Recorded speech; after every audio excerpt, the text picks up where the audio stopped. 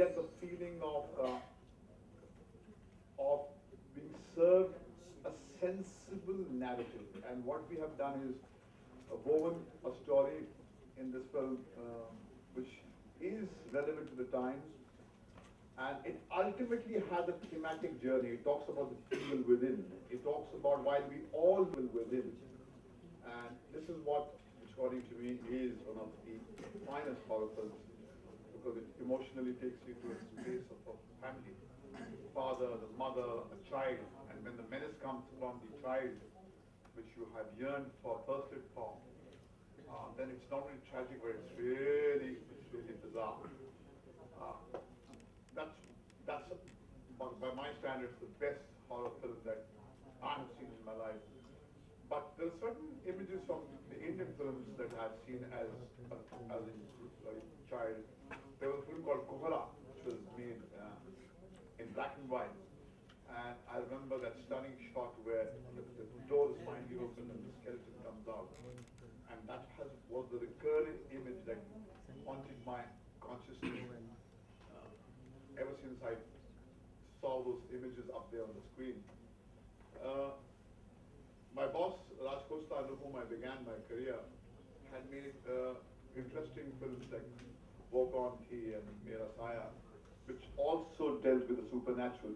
And they also had sufficient doses of horror. But I think we did, we have managed to, yes, we can't miss The Exorcist, which was undoubtedly got respectability because there was a lot of depth which was given to it, which we have done in be glib and stupid and idiotic, because when you make a so-called horror film, you need to have a narrative which is sound and yes, what Imran mentioned, The Ring was an unusual film in terms of its rhythm, different from the ones that my all-time favorites like Exorcist and For Men. But yes, I could see that with The Ring and a lot of blood and gore, because that kind of numbs me.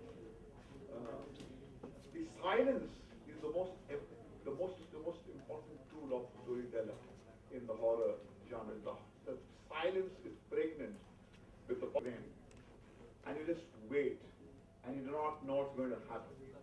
And that power that you have as a filmmaker is an awesome power, which I think. Raz, the mystery continues, different from the previous one. Well, I must say that Mohit Suri and Shagufta Rafi, the writer who kind of created this narrative, realized that they must have a story which kind of has enough scare components in it. But Mohit being Mohit and wanted a narrative which has its roots in contemporary India. So as I said that it is built on a doha of Sant Kabir, "Jab man apne dekha to mujhse bura na koi," where there is a moral and spiritual decay which when everything gets rotten, when man becomes a decayed individual, when your inside rot, then nothing could be more devastating than that. And that is essentially what we have kept as a theme, and we have a discovery central characters being kind of bogged down, which is so connected to your life. I mean, each one of you will get up there and see a part of you reflected in that horror. Because a good story must, in a way, reflect your contemporary reality.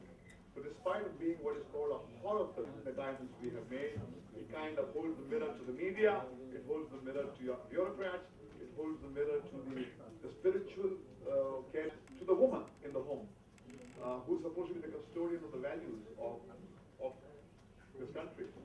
And it is a very absorbing tale.